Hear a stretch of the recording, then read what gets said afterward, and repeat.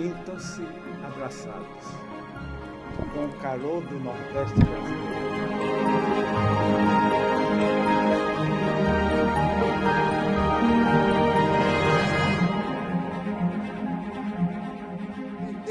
Desligar-se das paixões, desligar-se dos interesses imediatistas para mergulhar no mundo da emoção superior.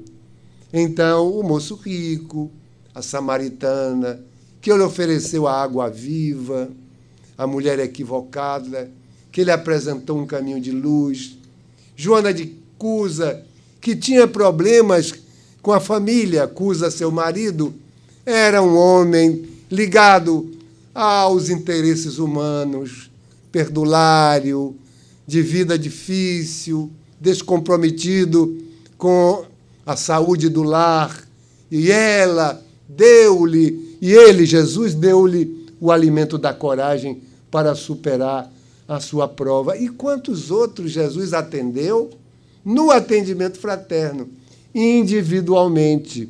Os cristãos primitivos, quando terminavam as palestras, sempre se ofereciam para conversar com aqueles que queriam refletir um pouco mais ou queriam o abraço da amizade.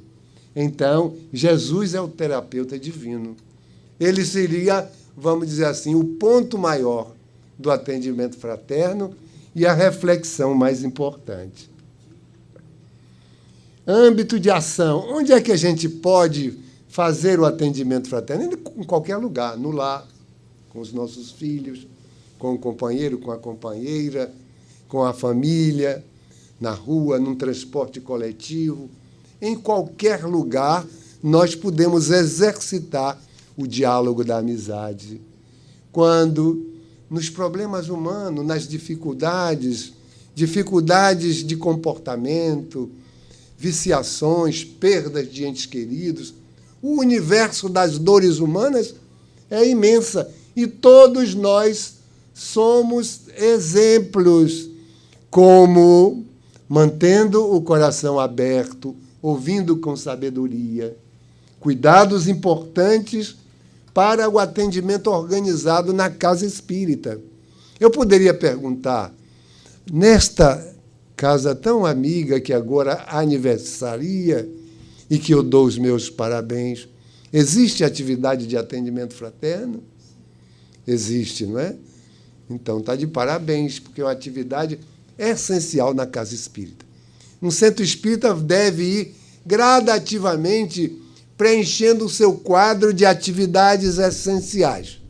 O estudo, a palestra pública, que, ao mesmo tempo que orienta, consola, esclarece, o atendimento fraterno, que é a terapia individual, o contato humano, a evangelização, o trabalho mediúnico para socorrer aqueles espíritos que estão no mundo espiritual sofrendo, o trabalho social, algum trabalho social. Então, o quadro das nossas atividades e possibilidades de ação no bem é muito vasto. Mas vamos aos cuidados importantes. Rapidamente, eu estou passando muito rapidamente, como se fosse uma panorâmica, para a gente ter tempo de conversar e dialogar. Cuidados importantes. Evite atitudes de confessionário. O atendimento fraterno não é uma atividade de confessionário. O que seria a atividade de confessionário? 2 aspectos. É aquela queixa interminável, aquele desfile interminável de problemas. E o atendente fraterno, ele deve saber, vamos dizer assim, moderar o ímpeto daquele que está lhe contando alguma coisa. Muitas vezes, a gente quer abrir a alma exageradamente, contar a intimidade, e às vezes isso não convém. Logo mais, aquela pessoa vai estar no centro espírita, incorpora-se no trabalho e aí sente vergonha daquilo que falou. Então, nós não podemos não confundir o atendimento fraterno com gabinete psicológico, não é psicanálise, não é um trabalho que se volta para essa abertura total, o escancaramento total da nossa alma.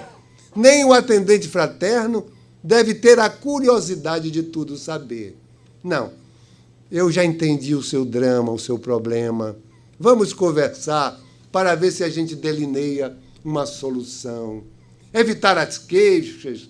Às vezes são problemas familiares, problemas do relacionamento afetivo, e a gente, então, evitemos tomar preferências, e a gente não está ouvindo o outro, não é papel nosso. Essa atitude de estimular a queixa em um relato exagerado das intimidades da própria pessoa.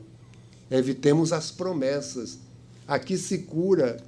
Quem chegar, que fizer as coisas direitinho, vão receber o benefício da renovação e da cura. Então, nós sabemos que o Espiritismo é uma doutrina de esclarecimento. O processo é aberto à luta, ao trabalho de edificação de cada criatura. Nós oferecemos uma metodologia de apoio, e é a própria pessoa que se renova no esforço do trabalho do bem. É muito comum as pessoas virem ao centro espírita para depositar os seus problemas. Eu vou lá, deixo a minha angústia, deixo o meu obsessor, vou para casa e está tudo bem. Eu contraio novos problemas. Quando eu estiver precisando, segunda vez, eu lá apareço, torno a deixar minhas dificuldades e vou viver a minha vida descomprometido da transformação moral.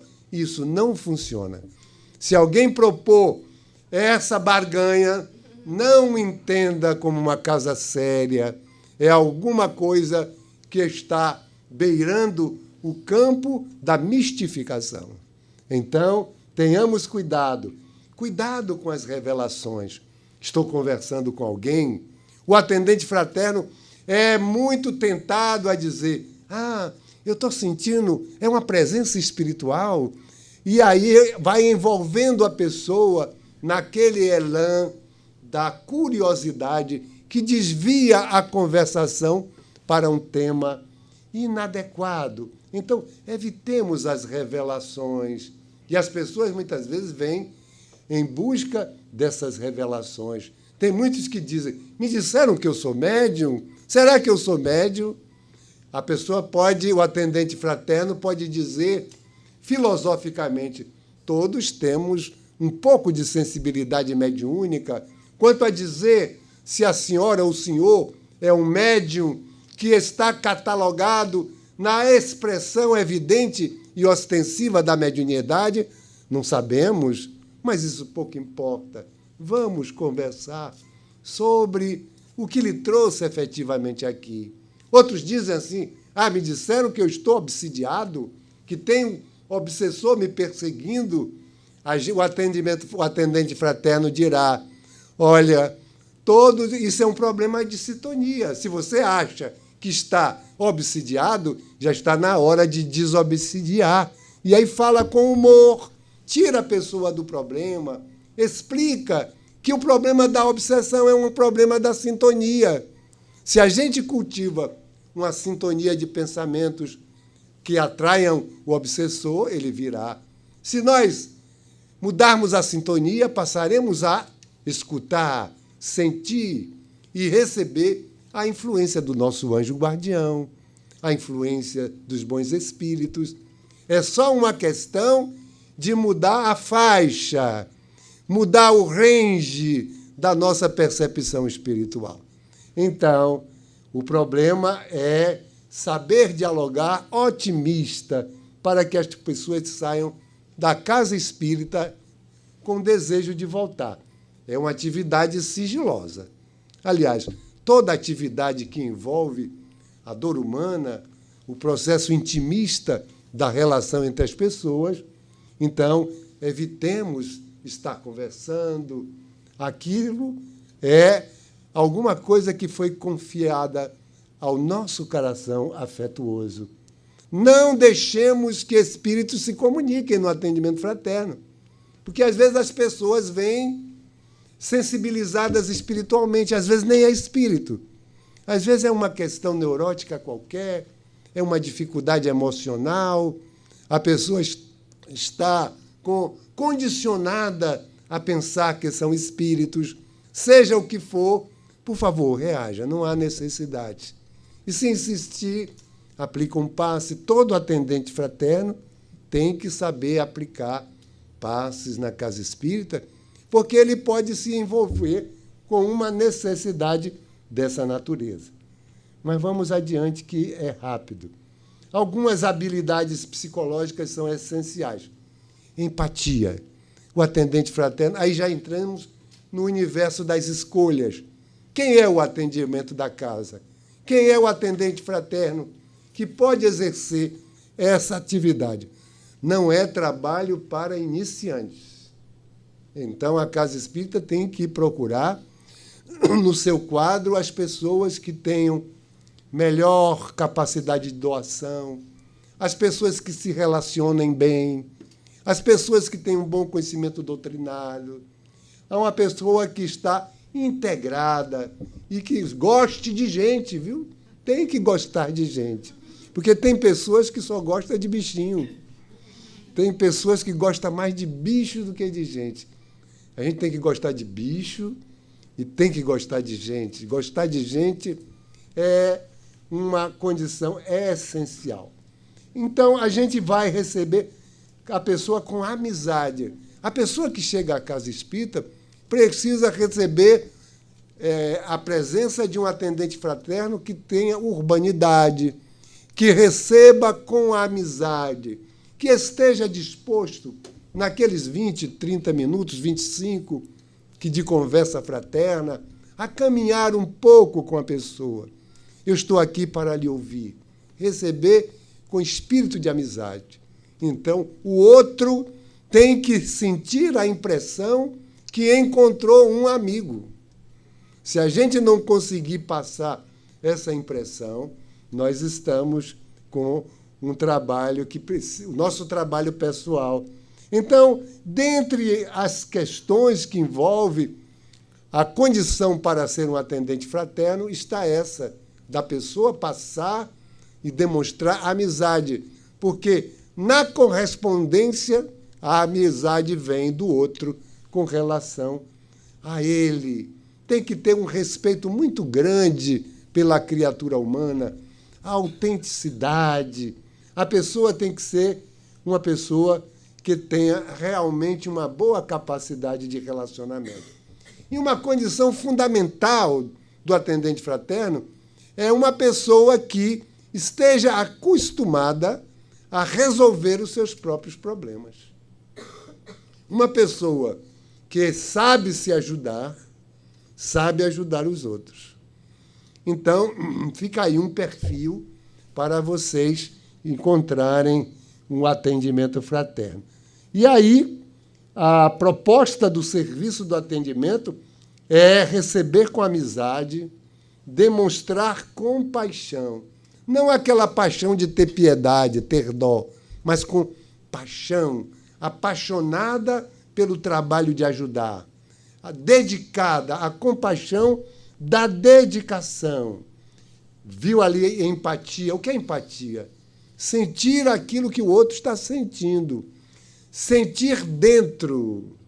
Simpatia significa sentir com o outro. É como um sentimento que está tangenciando a sua própria realidade emocional. Na empatia, você praticamente mergulha na intimidade do outro para sentir profundamente as suas necessidades. Tudo isso a gente começa e vai desenvolvendo. Então, na compaixão, nós temos alguns aspectos que fazem parte da compaixão. Fraternidade. A fraternidade é uma coisa que nos remete, é uma faculdade que nos remete à paciência. Ouvir com paciência. Às vezes a pessoa é repetitiva, você deve ter alguns truques. Quando a pessoa começar a se repetir, você diz assim, isso eu já entendi, passemos adiante. vamos adiante. Então, ter paciência, ser fraterno, é um irmão que vem até nós, atender com bondade. E depois de todo esse universo de expressões de amor fraterno, dar o esclarecimento que a pessoa necessita. Na hora do esclarecimento, é a doutrina espírita que é o parâmetro. Não podemos dizer assim, eu acho, olha, eu já vivi isso. Nós não podemos colocar os nossos exemplos. Eu acho que é assim. Não tem achismo no atendimento fraterno. É a doutrina espírita. Então, o esclarecimento é baseado na doutrina. Levar a pessoa à libertação. Libertação dos problemas. O que é a libertação? É encontrar a solução ou um caminho para superar as suas dificuldades. Por exemplo, isso decorre de uma necessidade de o atendente levar a pessoa a flexibilizar suas crenças. Uma pessoa, por exemplo, que crê no inferno e que perdeu um ente querido que não era muito bom, vai ficar desesperado. Então, como é que a gente vai flexibilizar aquelas crenças? Dizer que o inferno não existe, arrazoar com a pessoa, mostrar a misericórdia. Então, levá-lo à libertação. A equipe do atendimento fraterno. Na nossa casa, nós funcionamos, já vamos entrar no universo da nossa experiência pessoal. Na Mansão do Caminho, nós temos uma equipe. Cada equipe de atendimento fraterno tem um coordenador, um recepcionista, 1, 2 ou 3 atendentes fraternos. Lá nós somos uma casa muito grande. O nosso salão de palestras pegam 600 pessoas, às vezes enche, às vezes tem 200, 300. No atendimento fraterno, sempre deságua uma quantidade razoável de pessoas. Então, e os passistas. Então, é um trabalho de equipe. Nós montamos uma equipe, um grupo de trabalho. Então, é a equipe de trabalho do atendimento fraterno da terça-feira, da quarta. Então, numa casa pequena, a gente vai minimizar tudo isso e criar um núcleozinho pequeno que possa funcionar. A duração do atendimento fraterno são entrevistas de 20, 25 minutos. Não precisa mais do que isso. Não é uma sessão psicológica, não é o divã do psicanalista. É um trabalho de ajuda fraterna, de interatividade entre pessoas que realmente se buscam para se melhorarem. Vamos ver como é que funciona nesse esquema. Já estou chegando ao fim, depois a gente vai sentar e meus 2 companheiros de trabalho vão ficar à disposição para responder alguns questionamentos. Então, como é que funciona o atendimento fraterno? As pessoas chegam e são recebidas por um recepcionista. Ali está.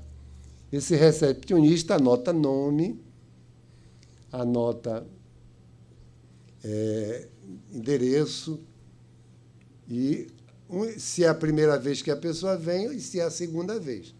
Dá uma mensagem, dá informação e depois nós fazemos, as pessoas chegam, a gente recebe numa sala para um atendimento em grupo.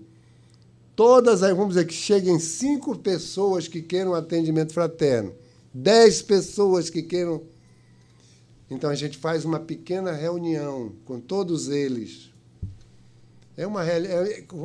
Vamos chamar de uma mini reunião doutrinária. A gente faz a prece, faz uma leitura, nós usamos Vida Feliz, mas tem outros livros. Minutos de Sabedoria, um livro muito conhecido, um livro muito antigo. Então, é um livro pequeno, Pão Nosso, a série de Emmanuel, de interpretação evangélica também pode ser útil. Então, não é necessário que a gente fique preso conforme a cultura e o gosto da casa. Então, um pequeno livro, a prece de abertura, faz-se a leitura, interpreta-se minimamente a questão, não é uma grande interpretação, levando aqueles que estão ali a refletir. Aquilo é uma preparação para o que virá depois. Depois dessa interpretação, os passistas vão aplicar passes nas pessoas. Interessante, na nossa casa, apesar da cultura, da Câmara de Passe, a gente chegou à conclusão que todo lugar na Casa Espírita é um lugar que está saneado, e para evitar muita movimentação, nós decidimos que é o passista que visita a pessoa que vem receber a ajuda. Então, onde ela está, onde ela ouviu a palestra, ali os passistas vão e aplicam passe um por um, individualmente. Terminou essa aplicação de passe, então se pergunta, aliás, o recepcionista já anotou quem deseja o diálogo fraterno, quem está precisando de uma conversa amiga, e a pessoa se inscreve. Vamos dizer, 20 vieram para aquela pequena palestra. Só 3, 4, 5, às vezes, no máximo, querem conversar, desabafar, tirar as suas dúvidas. Os outros receberam uma orientação, tomaram o seu passe e vão para casa. Então, daquela equipe, saem 2 atendentes fraternos para conversar com as pessoas. Enquanto isso, nós fazemos uma outra sessão, porque já outras pessoas chegaram para o atendimento fraterno, para aquele mesmo trabalho. Então, no amanhã, nós fazemos 2, 3 sessões. À tarde, nós fazemos 2, 3 sessões de atendimento fraterno. E assim se desenvolve o nosso trabalho. Vocês estão vendo aqui uma setinha para o lado de lá. É o que eu estou falando: atendimento em grupo, palestra doutrinária mínima, passes, as pessoas saem para a entrevista individual. Quando tem pessoas um pouco desequilibradas, crianças ruidosas na sala, alguma situação que vá perturbar o andamento do atendimento em grupo, a gente leva para um atendimento reservado em outra sala para atender especialmente um caso mais complexo, uma situação de maior, vamos dizer assim, cuidado, para não criar impedimentos no atendimento. Concluído isso, concluída a entrevista privativa individual, nós começamos uma nova sessão. E aí, uma coisa importante que eu deixei de dizer: no trabalho do atendimento fraterno, a gente não marca retorno. Isso é um trabalho da espontaneidade. Nada de dizer assim, volte aqui, você precisa tomar 10 passos para ficar bom.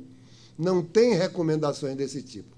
É a democracia da pessoa querer, gostar ou não gostar, voltar ou não voltar.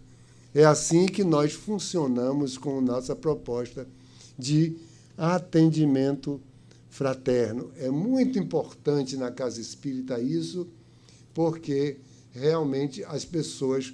Não há um trânsito de informações do atendimento fraterno para a reunião mediúnica da casa. É uma coisa que lá no Brasil, na nossa terra, era muito comum. Está diminuindo muito essa questão. No atendimento fraterno, a pessoa diagnostica um problema, aí manda para a reunião mediúnica uma ficha, e a ficha está lá o caso da pessoa, e aí já perde a privacidade da informação, já perde a qualidade do sigilo e fica aquela coisa do obsessor que estava no atendimento fraterno, vamos fazer desobsessão desse obsessor na sessão mediúnica.